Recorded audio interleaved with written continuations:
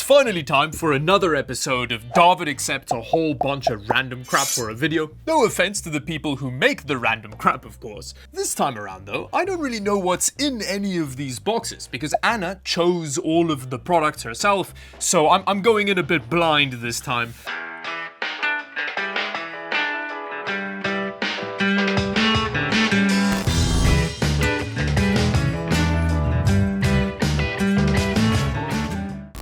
I think I'm gonna start with this one because it says from the future on it. Apparently it's a crazy cool speaker with ultimate sound, so I'm guessing it's a very modest Bluetooth speaker.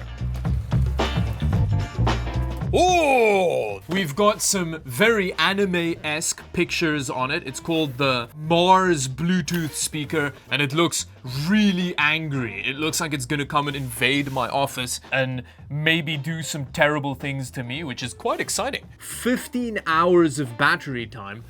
I actually think it said 20 hours of battery time on the outer box, so let's just quickly make sure.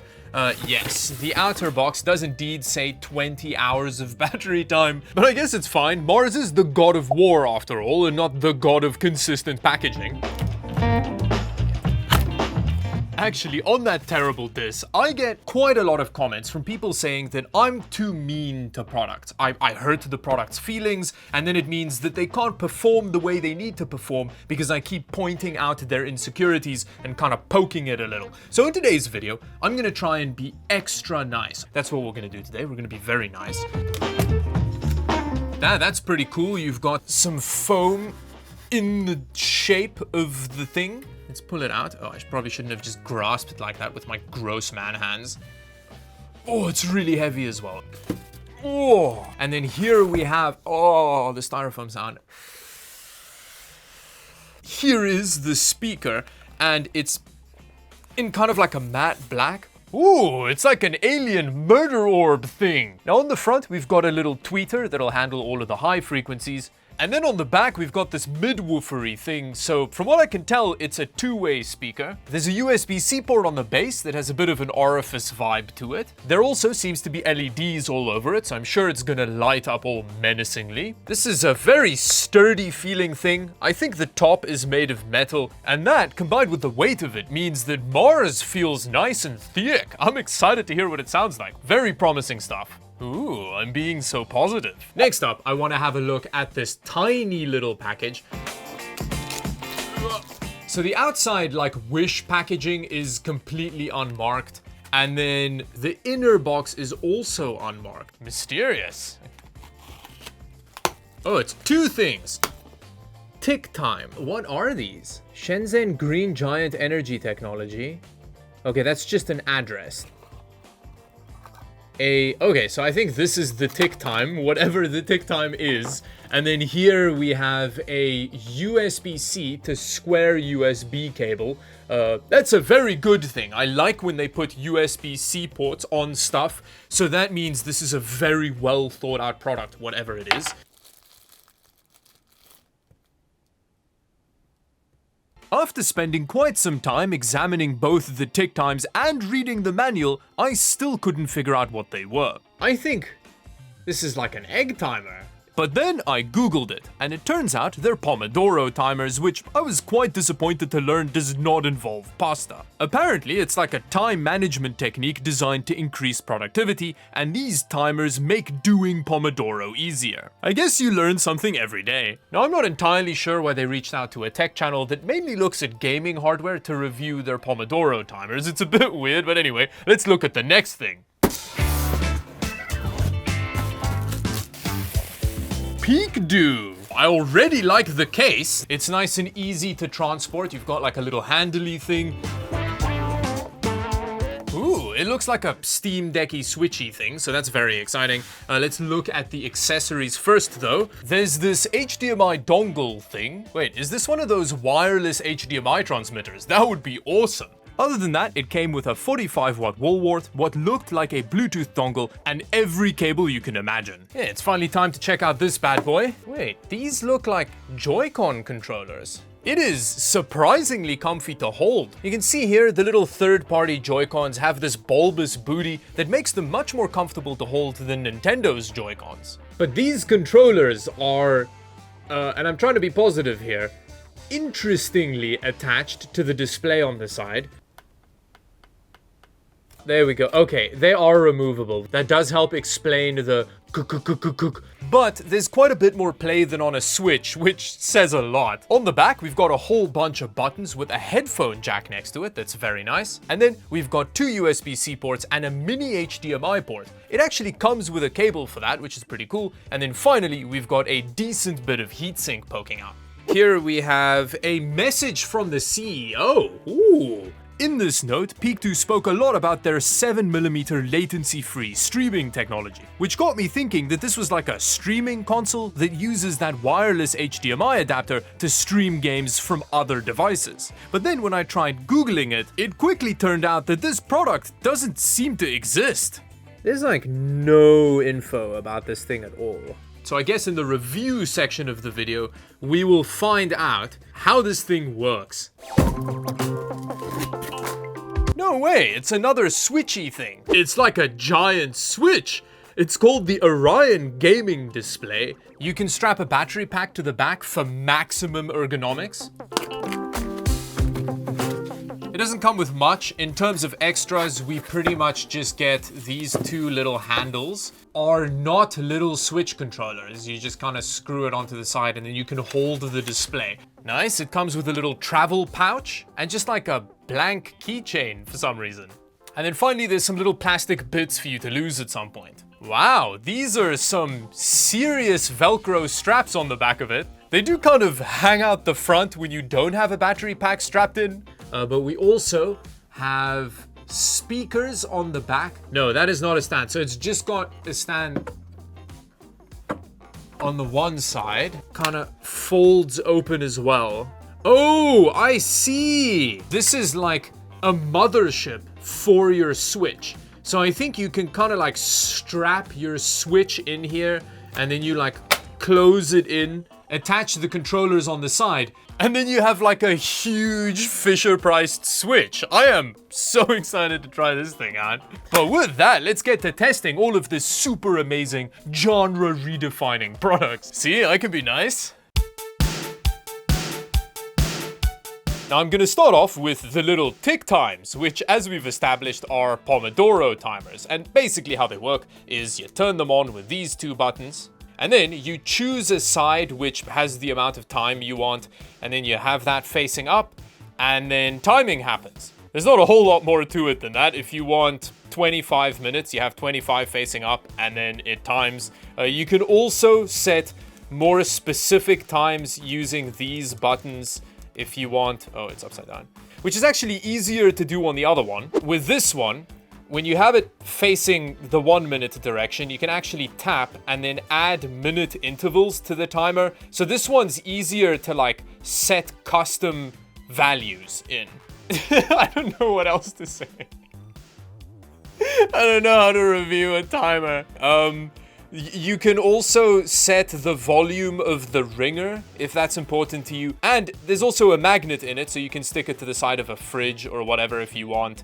And what else? Oh yeah, according to Amazon reviews, the battery life on these are pretty bad and you can't use them while charging. So, you know, that could be a problem potentially. And then finally, they cost just under $40 each, which, considering the build quality, I feel like is quite a lot for a timer, but that's up to you to decide. And yes, with that, let's move on to the next thing. Now, I am very excited to try out this little Mars alien Bluetooth speaker. So first off, I guess we just power it on and then... Ready to pair. Oh! We've got some StarCraft Terran sounds coming from it when you power it up. I immediately could tell from the StarCraft noises that, you know, considering that we have a tweeter on a side, it is kind of directional, so I am gonna point it at me. Although, look at the RGB on it! Okay, Bluetooth is connected. Now, one of the first things I want to check.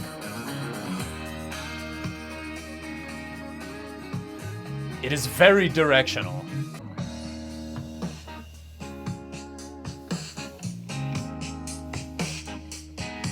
Yeah, it's super directional, which for a Bluetooth speaker I don't think is ideal. It's not a huge deal, but I feel like you just want to plop a Bluetooth speaker down in a room and not worry too much about where it's facing in relation to you, you know? I'm not going to talk too much about the sound quality of the little testicle of death, because it's mostly a novelty, right? Especially the special editions that have like miniguns and stuff glued to it. But compared to the only other Bluetooth speaker I have access to, Anna's UE Wonderboom 2, which is a bit of an unfair comparison because that's like half the price, but the Egg of Extinction sounds way better than the UE2. It's got decent low-end extension, and when the Gonad of Destruction is facing straight at you, it stays relatively clear even at higher volumes. Having said that, the top end does take an ice pick to my ears a little bit too much for my liking. You can also use two of them in wireless stereo mode, but having to buy two gets really expensive for what they are. All in all, taking into account the build and sound quality of the little ovary of immolation, I think the $230 asking price is quite a lot, but fair for what you're getting.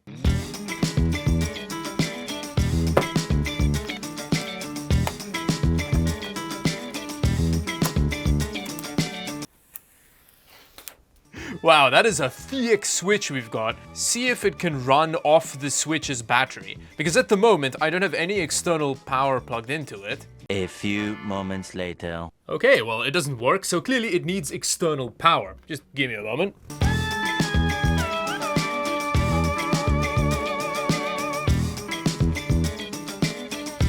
Wow, it is now a reasonable amount heavier, despite me using the smallest battery bank that I could find. One positive of the battery bank is you can kind of use it as a stand to like rest the thing on.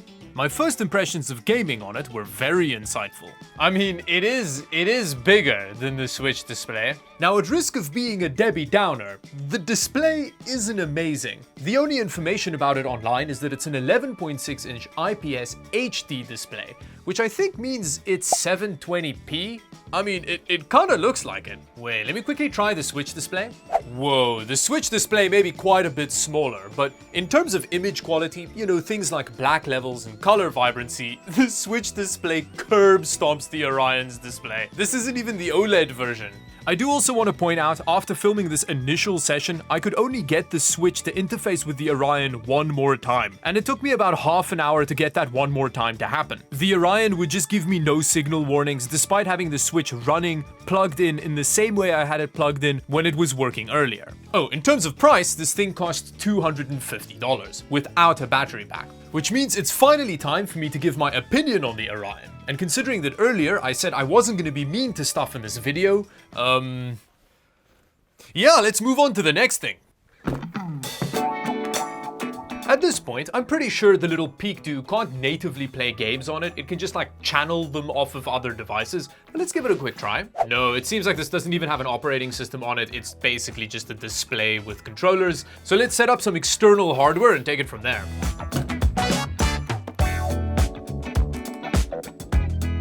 So I've plugged the wireless HDMI transmitter into the Xbox. At this point, I'm not entirely sure if this handheld has a wireless HDMI receiver built into it or if I have to use a different dongle, but I guess we'll find out soon enough. Hey, it does have the wireless HDMI transmitter built in, so that's very cool. That's exciting stuff. Now we just need to wait for the Xbox to finish updating. So a bit of a problem. The Joy-Cons won't interface with the Xbox, which, come to think of it, makes sense, even when plugged in. So let's try and transmit from the Switch. That should make it much easier.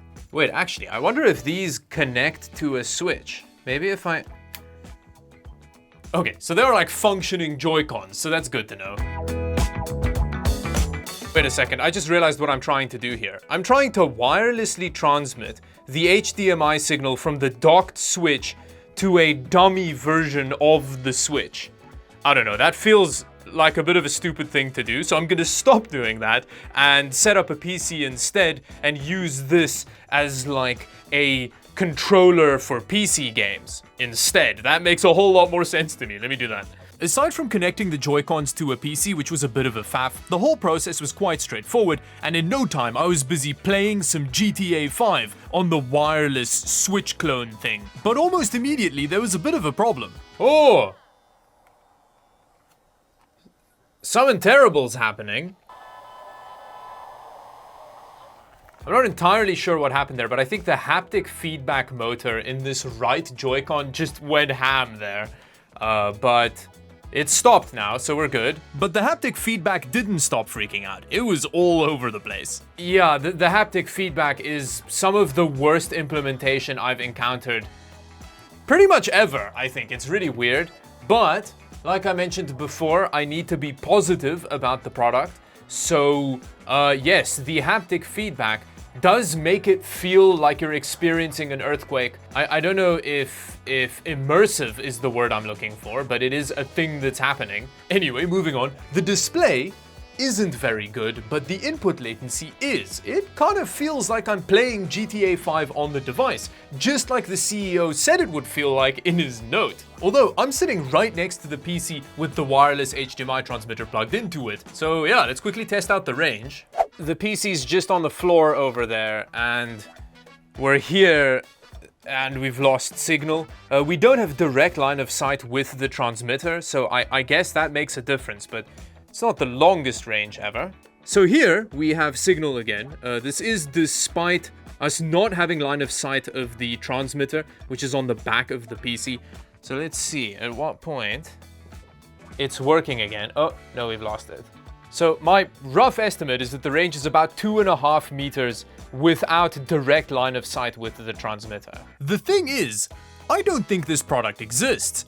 I couldn't find it anywhere online, and when we reached out to Peak2 asking for a link to it, they just didn't reply. So I have no idea what this thing costs or if it's even for sale. You can check the video description, we'll add a link if Peak2 ever replies. But at this point, this test may just as well have been a fever dream because I don't think this product exists. Which brings me to the end of the video. Let me know in the comment section down below what you thought of this second roundup of random products we get emailed about on a weekly basis. And yeah, until the next video, thank you for watching. Bye-bye.